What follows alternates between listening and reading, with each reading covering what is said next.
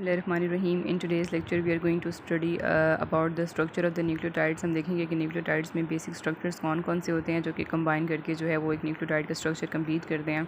So nucleotides are basically composed of a nitrogenous base, pentose, monosaccharide and 2 या फिर 3 phosphate groups होते हैं. Depending upon the situations phosphate group 1 भी लग सकता है, 2 भी लग सकते हैं और 3 भी लग सकते हैं. जैसे अगर हम ATP की एग्जांपल दें तो ATP के अंदर हम कहते हैं कि एडिनोसिन मोनोफॉस्फेट भी होता है, डाईफॉस्फेट भी होता है, ट्राईफॉस्फेट भी होता है. इट मीन्स के डिपेंडिंग अपॉन द सिचुएशन जो हमारी सेल की रिक्वायरमेंट होती है उसके अकॉर्डिंगली जो है वो नाइट्रोजनस बेस और पेंटोज मोनोसेकेराइड के साथ फॉस्फेट ग्रुप की अटैचमेंट होगी. Nitrogen which containing bases they belong to the two families of compounds, the purines and pyrimidines. So purines and pyrimidine bases की अगर हम बात करें so purines जो हैं वो डबल रिंग स्ट्रक्चर्स होते हैं जबकि pyrimidines जो हैं वो सिंगल रिंग स्ट्रक्चर होते हैं. DNA और RNA दोनों के अंदर प्यूरीन बेसिस इक्वल कंसनट्रेशन में होती हैं, यानी purine which include the adenine and the guanine ये DNA और RNA दोनों के अंदर होती हैं. लेकिन अगर हम पायरिमिडीन्स की बात करें तो उसमें से भी जो साइटोसिन है ये DNA और RNA दोनों में होता है, लेकिन थायमिन जो है वो this is present in the RNA के अंदर, this is present in the DNA के अंदर and the RNA is containing the uracil. तो ये बेसिक डिफरेंस होता है, यानी कि पायरिमिडीन्स जो हैं उसमें डिफरेंस आ रहा होता है DNA और RNA के अंदर, लेकिन जो प्यूरीन्स हैं वो दोनों में सेम होती हैं. इसके अलावा थायमिन और यूरेसिल में जो थायमिन और यूरेसिल के अंदर जो बेसिक डिफरेंस होता है वो इसके मिथाइल ग्रुप का होता है. जो थायमिन होता है it consist of methyl group, but the uracil में वो मिथाइल ग्रुप नहीं होता. तो हम ये कहते हैं कि RNA consist of the uracil and the DNA consist of the thymine and we know that thymine consist of a methyl group. So ये बेसिक डिफरेंस होता है जो कि प्यूरीन्स एंड पायरिमिडीन बेसिस का होता है.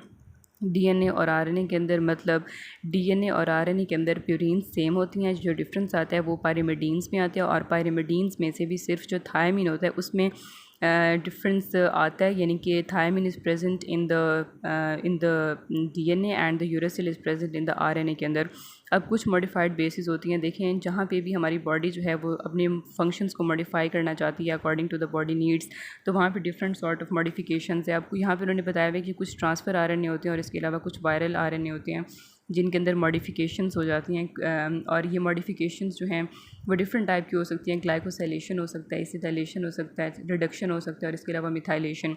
मिथाइलेशन का मतलब ये है कि there is addition of methyl group. Depending upon the situation क्या होगा कि वहाँ पे मिथाइल ग्रुप की एडिशन हो जाएगी. ग्लाइकोसाइलेशन भी हो सकती है, एसिटाइलेशन के अंदर एसिटाइल ग्रुप ऐड होगा. इसी तरह से रिडक्शन प्रोसेस भी हो सकता है in which there is addition of some sort of electrons. तो ये डिपेंड कर रहा होता है कि हमारी बॉडी को किस तरह के मैकेनिज़म्स की ज़रूरत है. सो अकॉर्डिंग टू दैट जो है वो हमारा बॉडी का फंक्शन रेगुलेट होगा और इस तरह से बेसिक मॉडिफिकेशंस आएंगी.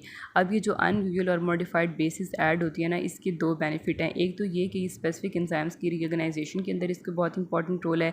इसके अलावा प्रोटेक्ट करना डिग्रेडेशन फ्रॉम द न्यूक्लियसेस.